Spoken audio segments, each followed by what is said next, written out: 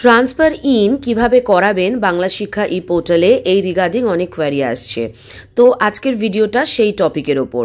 তো at first আমি Google Chrome থেকে www.banglarshikha.gov.in ট্যাপ করে লগ ইনটা করে নিচ্ছি। লগ ইনের জন্য DISE code 32, then default password থাকলে ডিফল্ট পাসওয়ার্ড, যদি আপনাদের নিজস্ব পাসওয়ার্ড থাকে সেটা আপনারা দেবেন, then captcha code, then sign in.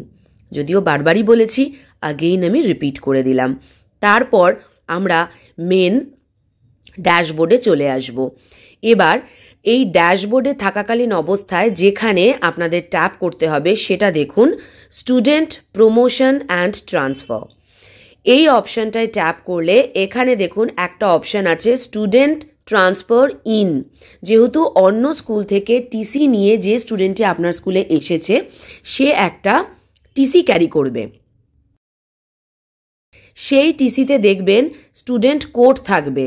সেই স্টুডেন্ট কোডটা আপনি এই বক্সে টাইপ করবেন। টাইপ করে যখনই আপনি সার্চ স্টুডেন্ট করবেন সেই স্টুডেন্টের টোটাল ডেটা আপনি কিন্তু দেখতে পাবেন।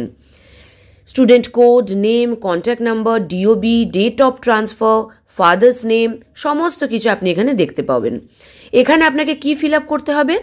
অ্যাকাডেমিক ইয়ার, দেন আপনার স্কুলে বাচ্চাটিকে আপনি কত সিরিয়াল নাম্বারে অ্যাডমিশন করাচ্ছেন, মানে অনেক স্টুডেন্ট আপনার অ্যাডমিশন হয়েছে, ওকে আপনি কোন সিরিয়াল নাম্বারে রাখছেন সেই নাম্বারটা এখানে আপনাকে দিতে হবে।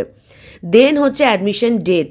এটা খুব ভালো করে খেয়াল রাখবেন, যে ডেটে ও ট্রান্সফার আউট হয়েছে অ্যাডমিশন ডেটটা কিন্তু তার পরে হবে। এটা খুবই কমন থিঙ্কিং আর কি, তবু অনেকে কমেন্ট করেন তাই আমি মেনশন করে দিলাম।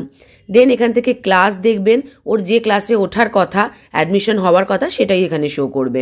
স্ট্রিম নট অ্যাপ্লিকেবল করবেন, আর আপনি যে রোল দিতে চাইছেন সেই রোলটা দেবেন। দেন ফেচ ফ্রম ড্রপ বক্স, এই অপশানটায় আপনাকে ট্যাপ করতে হবে।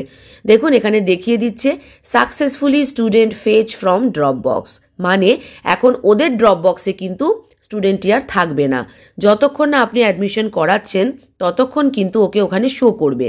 এবার আপনি স্টুডেন্ট ইনফরমেশনে গিয়ে আপনার স্কুলের যে লিস্ট আছে সেখানে এডুকেশনাল ইয়ার 2024 ট্যাপ করে, ক্লাস চুজ করে, সেকশন চুজ করে সার্চ স্টুডেন্ট করলে দেখতে পাবেন ওই স্টুডেন্টটি আপনার স্কুলে ট্রান্সফার ইন হয়ে গেছে, যে বাচ্চাটিকে আপনি ট্রান্সফার ইন করাতে চাইছিলেন। এটা কিন্তু অবশ্যই চেক করে নেবেন।